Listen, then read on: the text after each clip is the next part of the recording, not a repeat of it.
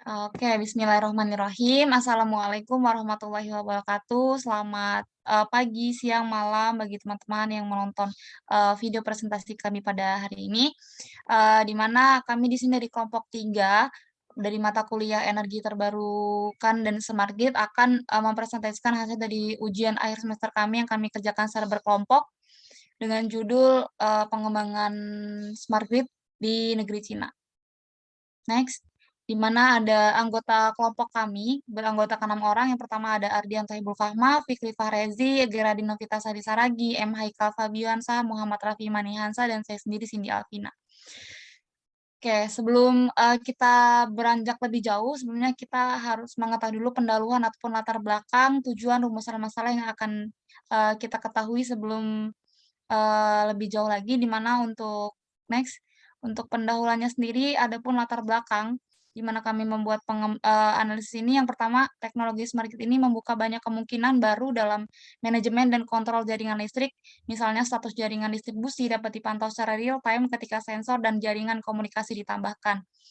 Dengan bantuan informasi, istilah infrastruktur jaringan konvensional mengacu pada komponen elektronik pasif yang diperlukan untuk membangun sambungan listrik antara pembangkit listrik dan konsumen. Next.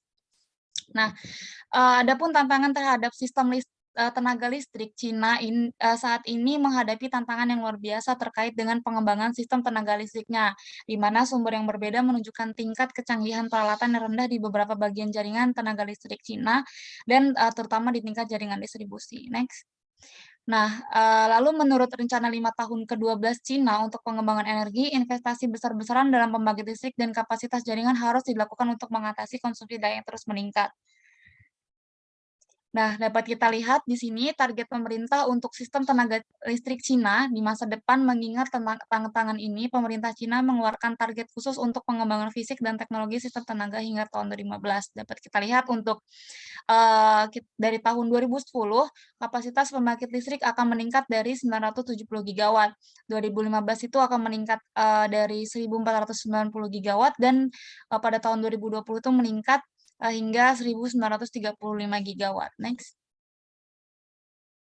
Oke, selain itu pangsa pembangkit listrik dari RES ini dan energi nuklir direncanakan akan ditingkatkan secara signifikan dengan target resmi sebesar dapat kita lihat pada tahun 2015 itu 11,4% dan pada tahun 2020 15% dengan total energi primer yang berasal dari sumber non-fosil.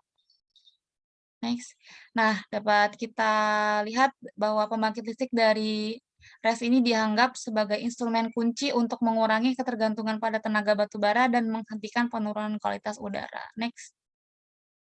Oke, untuk selanjutnya akan dilanjutkan oleh Ardian Tahibul Fahma. Untuk Ardian, bisa langsung masuk. Oke, terima kasih kepada Sinalvina. Selanjutnya saya Ardian akan melanjutkan penjelasan dari Cindy. Pemerintah Cina juga berencana untuk membuat kemajuan yang berarti pada tingkat organisasi, di mana yang pertama adalah sistem pasar energi modern akan dibentuk, lalu yang kedua, reformasi terkait pasar di sektor energi utama diproyeksikan akan terjadi.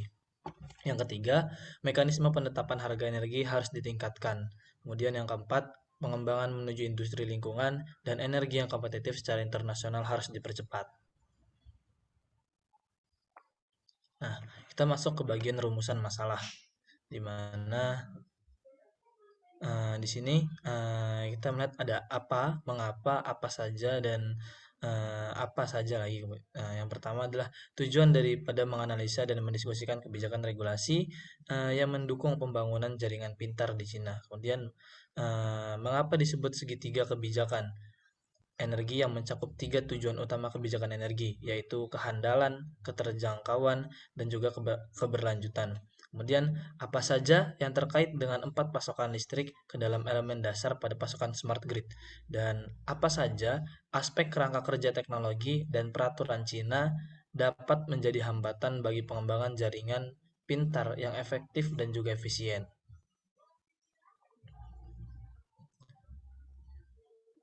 Pertanyaan yang timbul di penelitian ini adalah satu, apa yang diperlukan untuk dapat menunjang regulasi pembangunan jaringan pintar dan apa yang tersedia di dalamnya? Kemudian, bagaimana peran pemerintah dalam proses pengembangan jaringan pintar tersebut? Lalu, bagaimana cara Cina untuk pemanfaatan aset dan juga keamanan daripada pasokan? Nah, tujuan daripada penelitian ini sendiri adalah yang pertama, untuk bisa menganalisis dan mendiskusikan kebijakan regulasi yang mendukung pembangunan jaringan pintar di Cina. Kemudian yang kedua, untuk memfasilitasi pengembangan jaringan pintar di Cina untuk memungkinkan integrasi peningkatan pangsa energi terbarukan dalam sistem tenaganya. Yang ketiga adalah untuk memastikan transisi menuju sistem energi yang lebih berkelanjutan dan juga mendorong inovasi di sektor energi. Yang keempat, untuk mempromosikan efisiensi energi dan juga menerapkan RES. Yang kelima, untuk memberikan tingkat keandalan dan juga keamanan pasokan yang ditingkatkan. Kemudian yang keenam adalah untuk mengembangkan jaringan pintar itu sendiri.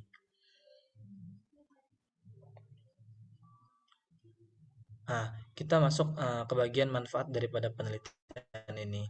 Yang pertama ada manfaat praktis, di mana hasil penelitian ini kita harapkan dapat memberikan manfaat bagi regulasi untuk pengembangan smart grid di Cina dan pengembangan energi baru terbarukan di Cina, serta mempunyai kaitan dengan potensi pengembangan smart grid di Cina yang kita teliti. Kemudian yang kedua adalah manfaat umumnya. Manfaat umum yang diharapkan dari hasil penelitian ini adalah dapat memberikan manfaat bagi pembaca dan semua masyarakat pada umumnya, sehingga nantinya dapat menghasilkan hal-hal yang baru yang dapat meningkatkan regulasi dan juga pengembangan daripada smart grid dan juga energi baru terbarukan di negara Cina itu sendiri. Kemudian adalah manfaat khusus di mana penulis dapat mengetahui dan juga mencoba menuliskan secara langsung teori yang sudah diperoleh di bangku perkuliahan sesuai dengan keadaan yang sebenarnya, sehingga data-data yang diperoleh daripada penelitian ini dapat disusun sebagai karya tulis ilmiah guna untuk memenuhi persyaratan perolehan nilai ujian akhir semester di mata kuliah energi baru terbarukan dan juga smart grid ini. Oke, untuk batasan penelitian seterusnya akan dilanjutkan oleh Saudara Haikal. Kepada Saudara Haikal dipersilahkan. Oke, terima kasih Saudara Ardian. Untuk selanjutnya, batasan penelitian. Nah, di sini ruang lingkup dan batasan penelitian ini terfokus pada yang pertama membuat data regulasi dan pengembangan serta kondisi jaringan dan pembangkit yang ada di negara Cina. Yang kedua, mengidentifikasi potensi sumber energi dan pengembangan pada smart grid yang ada di negara Cina. Next, hasil dan analisis. Nah, untuk sisi sejarah, pada pembangunan sistem jaringan listrik di negara Cina, yang mana dalam 15 tahun terakhir, serangkaian reformasi telah sangat meningkat efisiensi, keandalan, dan kinerja lingkungan dari sektor ketenagalistrikan Cina. Namun, tantangan signifikan tetap ada.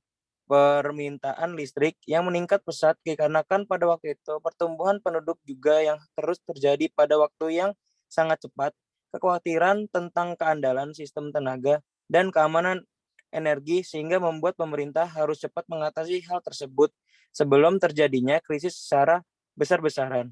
Degradasi lingkungan yang perubahan iklim yang terjadi secara drastis karena efek dari global warming yang terjadi pada beberapa tahun belakangan. Next.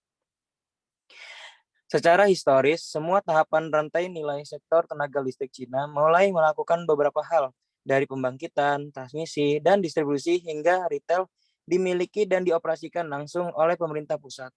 Pada pertengahan 1980-an, setelah kebijakan keterbukaan Cina, serangkaian reformasi pertama memungkinkan pelaku pasar baru sebagian besar pemerintah provinsi dan lokal untuk berinvestasi dalam pembangunan listrik. Kebutuhan pasar listrik.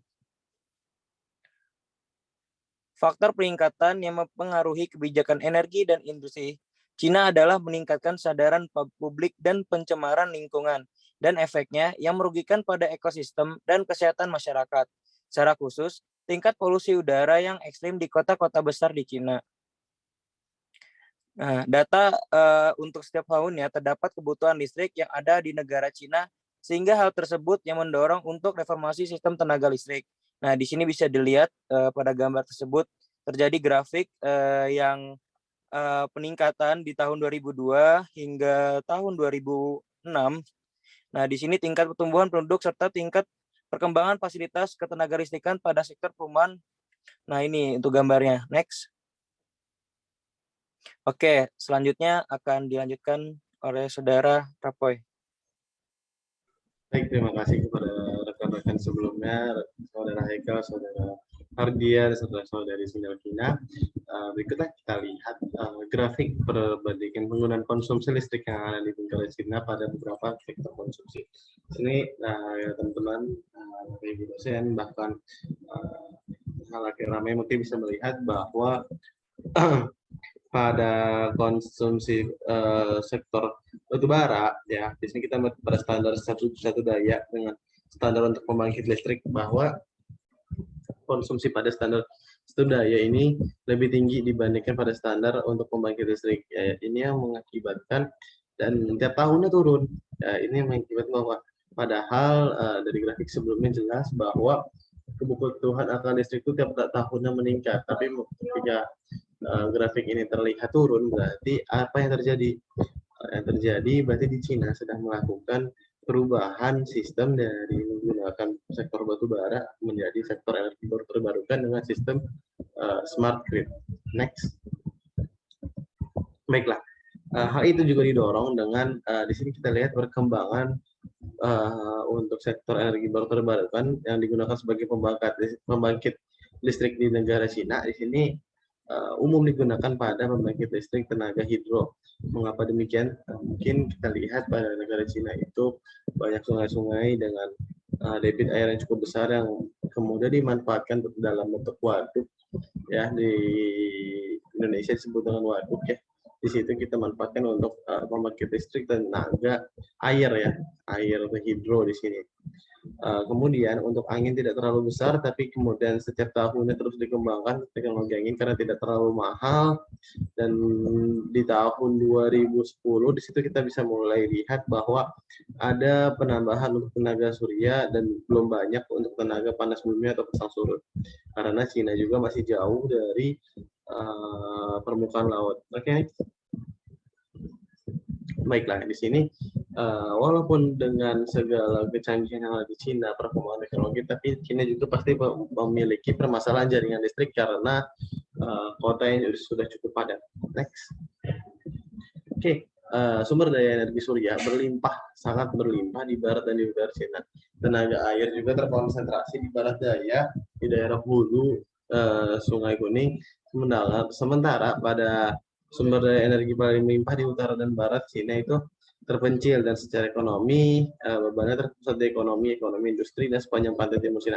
Hal ini membuat Cina harus menggunakan semua energi baru terbarukan itu yang ada di barat, ya, mulai itu dari barat daya, dari barat saja atau dari utara, sehingga orang-orang yang ada di bagian Cina yang lain ya, di selatan atau bahkan di timur, itu memiliki kesulitan pada untuk mendapatkan energi yang cukup besar, sehingga hal tersebut menjadi permasalahan bahwa bagaimana untuk mengalirkan energi yang besar ini kepada daerah-daerah yang lebih membutuhkan pada daerah-daerah pusat seperti ibu kota pusat Cina. Next. Oke, melihat permasalahan tersebut, akan tetapi pada sektor perumahan Cina bisa mengadopsi sistem smart grid yang cukup baik ya. Wah, kita lihat bahwa pada tahun 91 sampai dengan 2002 itu turun terus untuk sumber daya fosil digunakan, akan tetapi karena peralihan ya tadi disebutkan pada masa reformasi itu, peralihan bahwa misalnya Cina juga harus melakukan banyak trial error selama, mungkin kita bisa lihat selama 4 tahun Cina melakukan trial error hingga akhirnya mendapatkan sistem smart grid yang lebih baik dan turun terus setiap penggunaan fosilnya tiap tahun hingga tahun 2012 pada data ini. Next.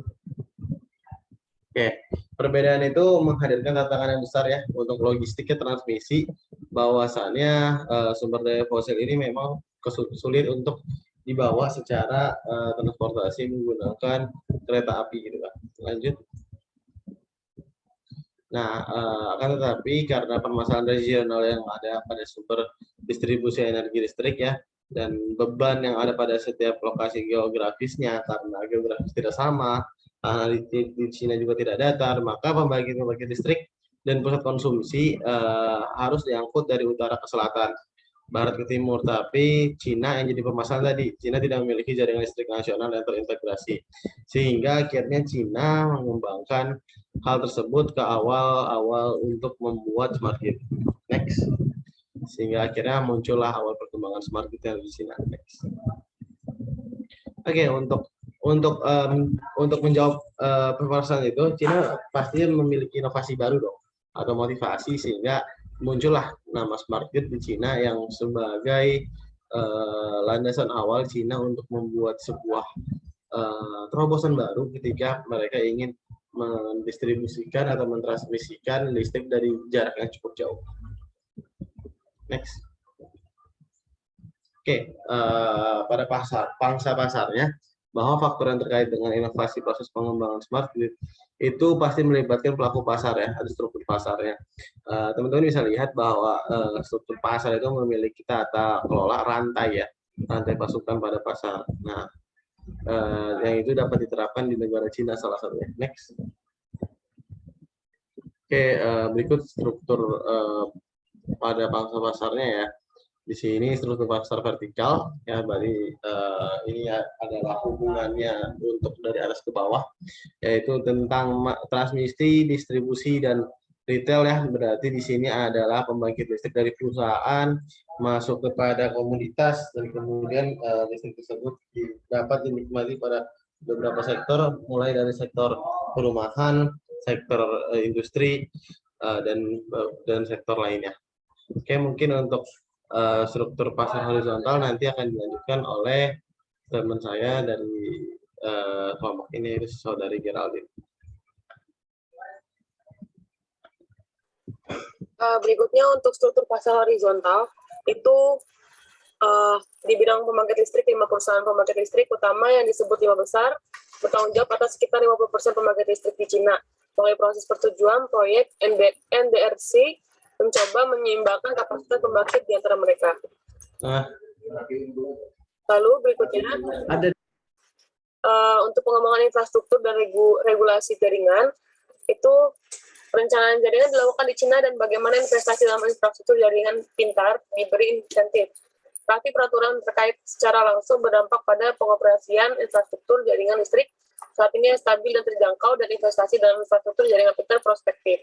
Dalam hal ini, perencanaan perluasan jaringan sasaran utama pemerintah adalah perluasan dan pengembangan jaringan listrik yang hemat biaya untuk mengatasi konsumsi listrik yang terus meningkat. Target pembangunan infrastruktur jaringan dan kinerja operator jaringan ditetapkan oleh pemerintah secara top-down. Namun sedikit informasi yang tersedia untuk umum tentang rencana perluasan jaringan resmi. Sehubung dengan perencanaan perluasan jaringan, hanya sedikit panduan dari pemerintah dan sedikit koordinasi di antara pemangku kepentingan sistem tenaga yang ada. Regulasi jaringan saat ini tidak ada harga eksplisit untuk transmisi dan distribusi berdasarkan biaya yang aktual. Sumber pendapat operator grid adalah selisih antara harga on grid dan harga eceran listrik. Jumlah ini mencakup semua biaya operator jaringan, yang termasuk operasi dan pemeliharaan jaringan, peningkatan dan perluasan jaringan, manajemen, pengukuran dan penagihan, dan lain-lainnya. Pada gilirannya, perusahaan jaringan mungkin menunjukkan sedikit motivasi untuk berinvestasi dan menanggung biaya yang terkait dengan penerapan kebijakan dan peraturan pemerintah. Misalnya untuk investasi yang terkait dengan koneksi dan integrasi jaringan terbarukan. Investasi dalam efisiensi energi penggunaan akhir atau pembangkitan terdistribusi. Berikutnya ada koordinasi pembangkitan dan konsumsi. Untuk koordinasi pembangkitan dan konsumsi jangka panjang pertumbuhan ekonomi ini akan dijelaskan oleh teman kami Fikri Fahregi. Untuk Fikri dipersilakan. Oke, koordinasi pembangkitan dan konsumsi jangka panjang pertumbuhan ekonomi Cina yang pesat telah menghasilkan konsumsi listrik yang terus meningkat. Pemerintah Cina mempromosikan perluasan kapasitas pembangkit dan jaringan. Selain itu, peran efisiensi energi sebagai instrumen untuk memisahkan kenaikan konsumsi daya dari pertumbuhan ekonomi telah diakui. Sejumlah kebijakan untuk mempromosikan efisiensi energi telah diumumkan, misalnya target nasional untuk intensitas energi, penetapan harga yang berbeda untuk industri yang padat energi, dan kewajiban efisiensi energi yang mengharuskan perusahaan jaringan Cina untuk mewujudkan target konservasi energi, misalnya melalui program efisiensi energi penggunaan akhir. Next. Koordinasi pembangkitan jangka pendek secara historis, pengiriman pembangkitan listrik Cina diatur melalui apa yang disebut pengiriman bagian yang sama, kurangnya transportasi, biaya menghambat regulasi perusahaan sektor listrik yang efisien dan terinformasi. Perencanaan perluasan jaringan diatur dalam proses top-down dengan transportasi rendah dan sedikit keterlibatan pemain selain otoritas pemerintah dan operator jaringan. Selanjutnya, mekanisme penetapan harga sehubung dengan harga grosir dan eceran bersama dengan penyesuaian harga eceran yang agak jarang mengurangi kemampuan perusahaan jaringan untuk menutup biaya lebih cepat. Next. Hal ini dapat mengurangi kesediaan mereka untuk mengeluarkan biaya yang terkait dengan kebijakan pemerintah lainnya, misalnya terkait dengan integrasi RRS. Sisanya merupakan keuntungan dari operasi jaringan. Pemerintah menargetkan rate of return dengan operator jaringan di kisaran sekitar 8-10%. Praktik ini dikombinasikan dengan penyesuaian tarif listrik retail yang agak jarang, berdampak pada kemampuan perusahaan jaringan untuk menutup biaya dengan cepat dan dapat diprediksi. Pada gilirannya, perusahaan jaringan mungkin menunjukkan sedikit motivasi untuk berinvestasi dan menanggung biaya untuk terkait dengan penerapan kebijakan dan peraturan pemerintah.